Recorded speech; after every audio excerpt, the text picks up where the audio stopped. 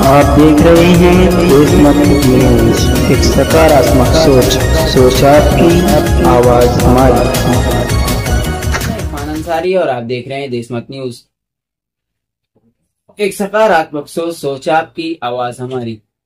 शहर मालेगांव में जो आजकल सरगर्मी में माहौल बना हुआ है कि कारपोरेशन की ओर से सभी इलीगल घरों को, मकानों को जो नोटिस दी जा रही है और उनके घरों को उजाड़ने और दरबदर करने की कोशिश की जा रही है और उन्हें अल्टीमेटम दिया जा चुका है और इन्हें शिफ्ट करने के लिए 11,000 कॉलोनी का रुख किया जा रहा है।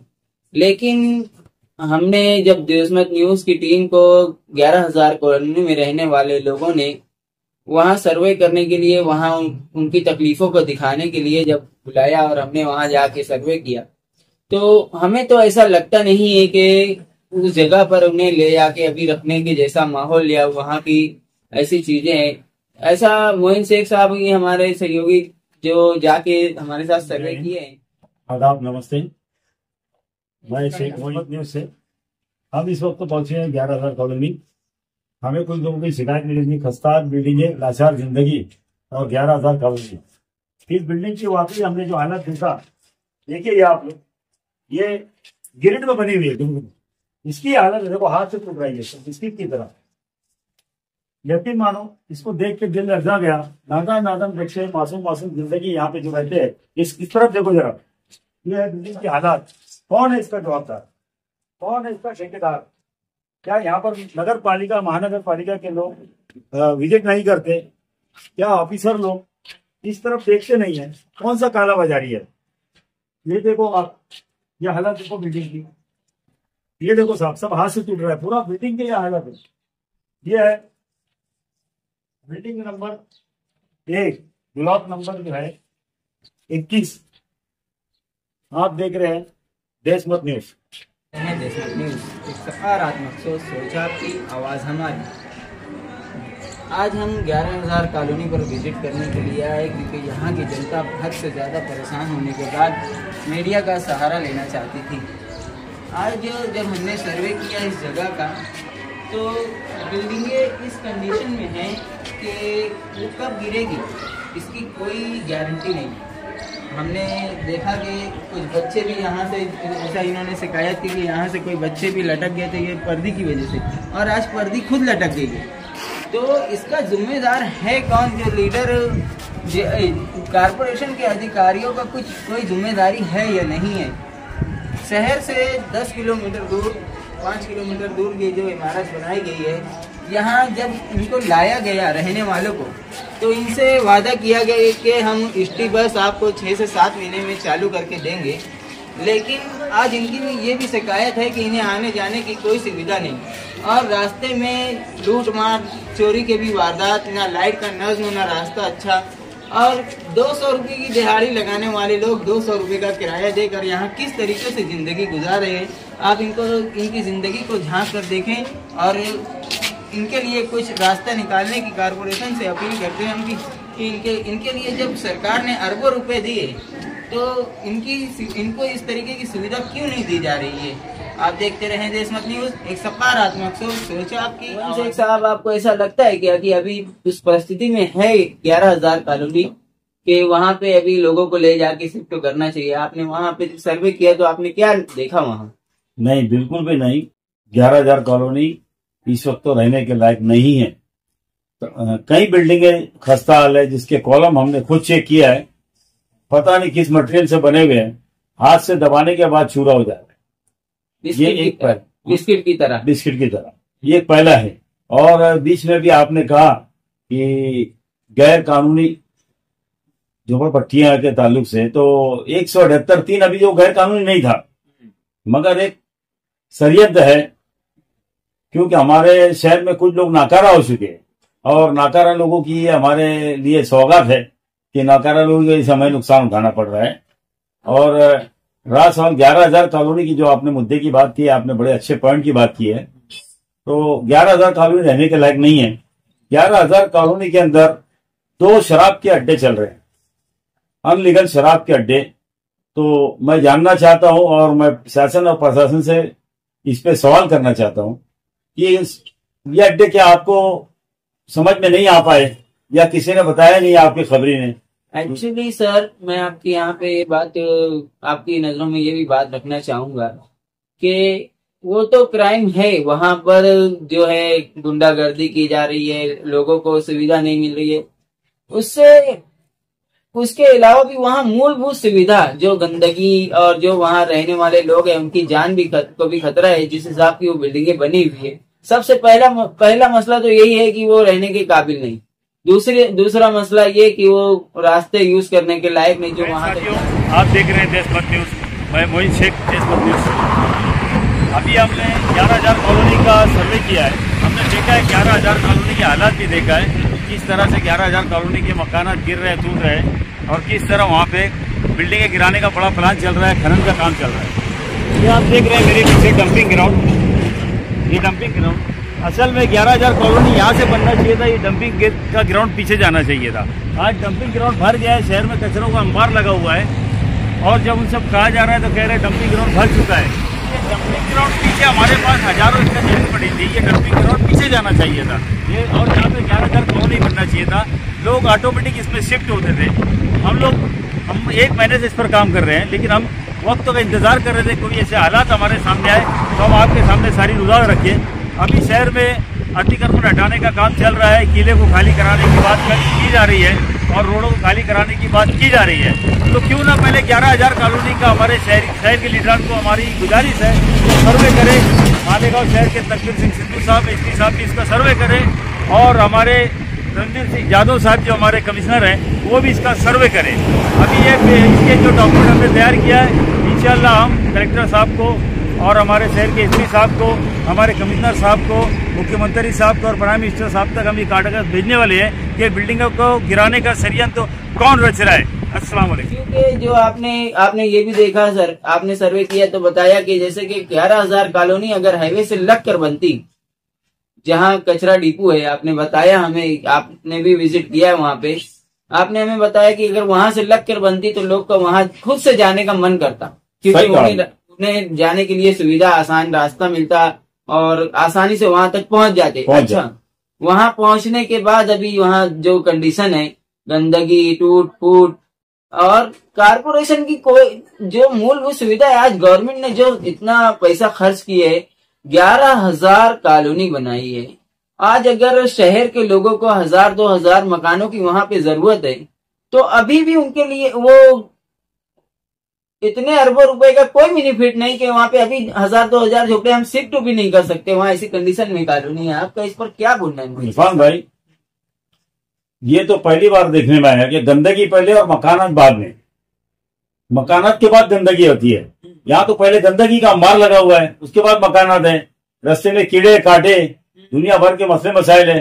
और मैं एक डॉक्यूमेंट आपको दिखाना चाहता हूँ, प्राइम मिनिस्टर साहब तक इस बात को पहुंचाना चाहूंगा कि ये इसकी संज्ञान ले और इसके गुनहगारों को बड़ी कड़ी से कड़ी सजा मिले।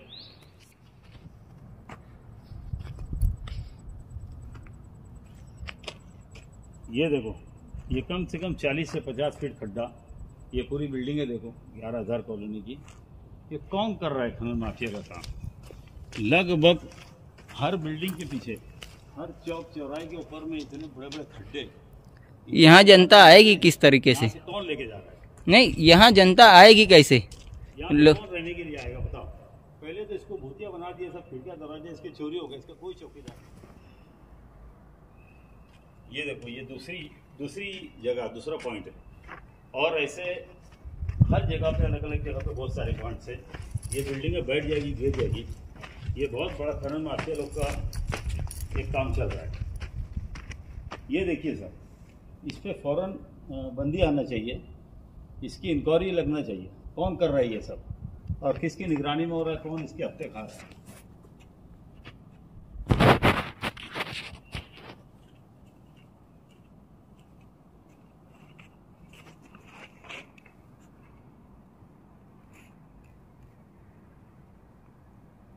ये समझ में नहीं आ रहा है। ये है 11,000 कॉलोनी मामले, ये तो बैठाने का किसका प्लान है, कौन यहाँ से हफ्ते खा रहा है।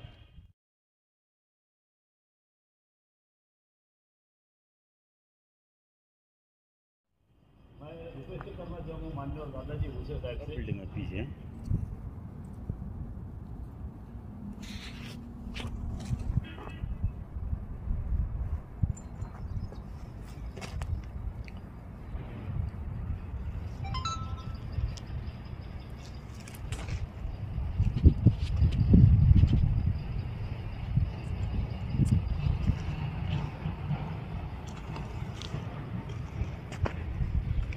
ये कर कौन रहा है सर? चलो ये आगे की लो। 11,000 कॉलोनी का खनन माफिया, बिल्डर माफिया, इन्होंने क्या हल किया है देखिए, मेरे पास रखा हुआ है, मैं आपको बताना चाह रहा हूं। ये देखिए आप, मेरे पास है, इसके पुरावे हैं। अभी वहां पे जो हालात है इतना बेकार है, ये बिल्डिंगें गिर जाएगी। ये देखो, ये आपने देखा, इसके पाया खोद दिया गया है, पाए के नीचे से पूरी मट्टी, बिल्डिंग गिर जाएगी, इतनी मट्टी निकाली। ये एक है इरफान भाई, देखिए आप। मैंने ये जिस तरीके की हमने वीडियो को सर्व किया है, ये जो बिल्डिंगें आप देख रहे हैं, इसको गिराने के लिए ही कॉलम को नीचे से मिट्टी निकाली गई है। जी बिल्कुल, मतलब सरकार ने जो अरबों रुपए लोगों को दिए, उसके सबूत को भी मिटाने की कोशिश। मैं और बताना चाह रहा हूँ, असल देशद्रोह इसको बोला जाएगा। हाँ, तो मैं असल देशद्रोही, जैसे आज किरण सुमैया साहब ने जो मुद्दा लाया था शहर में, आज अगर ये जो उनकी ही गवर्नमेंट की दी हुई, सरकार की दी हुई निधि है, अगर इसी को सेव करती तो शहर उनका शायद फूल हार से स्वागत करता। अगर इसी में शहर को इंसाफ दिला दिया जाता कि ये अरबों रुपए के जो चोर और डकैत लोग हैं, इन्हें इनके मुकाम पे पहुंचाते। तो इरफान भाई, मैं यहाँ पे एक चीज आपको बताना चाहूंगा। मैं देवेंद्र फडणवीस जी से और एकनाथ राव जी शिंदे जी से और ये जो चीज दिखाना चाह रहा हूँ, हमारे कलेक्टर साहब, मान्यवर एसपी मालेगांव शहर के तकबीर सिंह सिंधु साहब और रणदीप यादव साहब, ये देखिए, ये बिल्डिंग, पूरी बिल्डिंगें खाली कर दी गई है, नीचे से पूरे पहिए आपके देखेंगे आप। ये देखिए ना, मेरे पास ऐसे ऐसे 50, ये देखिए सर, ये और खतरनाक है, इसको गौर से देखिए, मैं कैमरे के करीब कर रहा हूं। ये हालात है, मेरे पास ऐसे 50 डॉक्यूमेंट है, और जो पूरे कैमरे पे नहीं दिखा सकता हूं मैं।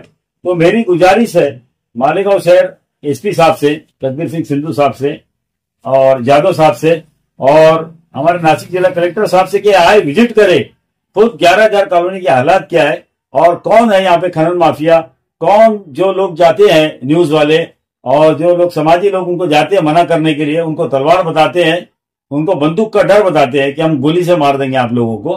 तो कौन है ये लोग? तो इन पर कार्रवाई क्यों नहीं? वहां पे शराब बिक रही, इन पे कार्रवाई क्यों नहीं? वहां पे कुत्ता गोली, बिल्ला गोलियां बिक रही है, उस पर कार्रवाई क्यों नहीं? और पहले तो आप लोगों ने नदी के किनारे, नदी पात्र के किनारे, एक पानी नदी में अगर बढ़कर आता है, ये बिल्डिंग या फौरन बैठ जाएगी जमीन के अंदर।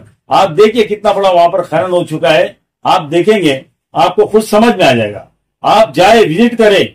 मेरा चैलेंज है कि आप खुद बोलें कि भाई वो रहने के लायक जगह नहीं है, तो मैं इंशाअल्लाह कोशिश करूंगा कि ये सारे डॉक्यूमेंट ऊपर तक मैं पहुंचाऊं, और मेरी कोशिश है, मेरी डॉक्टरिंग भी चल रही है इंशाअल्लाह, मेरे जो लीगल एडवाइजर है मैं उनसे काम करवा रहा हूं इसके ऊपर, और इंशाअल्लाह मैं इसको प्राइम मिनिस्टर साहब तक पहुंचाऊंगा। और जाना चाहिए, पहले झोपड़पट्टी मालेगांव की हटे।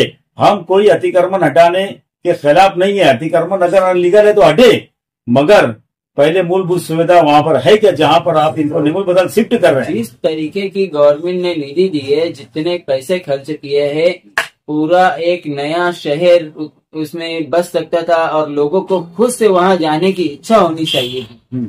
लेकिन ये बस लोगों की नाअहली और निकम्मापन है। और सिस्टम का भी जो है, सिस्टम ने भी कुछ इतनी ज्यादा ढील दे रखी है कि ना आज इतने गवर्नमेंट के इतने रुपयों का ना कोई वॉचमैन है वहां पे, और ना उस पर कोई निगरानी है।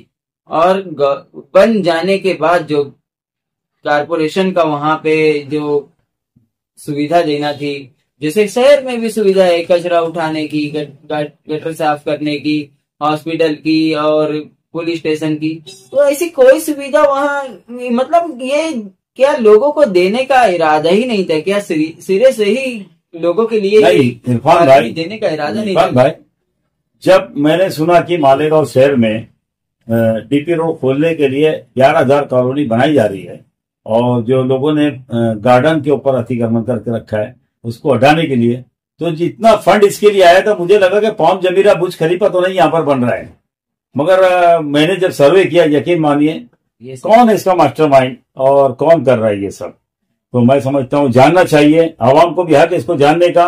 और मैं गुजारिश करूंगा हमारे शहर के अंदर में माइनॉरिटी डिफेंस कमेटी जो बनी है, जिसमें आसिफ शेख रशीद साहब है और मुस्तकिम डिग्रेडी साहब है, ये आज कल मुझे लगा है कि शहर में अच्छा काम कर रहे हैं, बहुत अच्छा काम कर रहे हैं, कि काम को मैं सराहना करता हूं और मैं चाहूंगा कि ये भी विजिट करें और हमें बुलाए, हम पॉइंट टू पॉइंट विजिट कराते हैं इनको।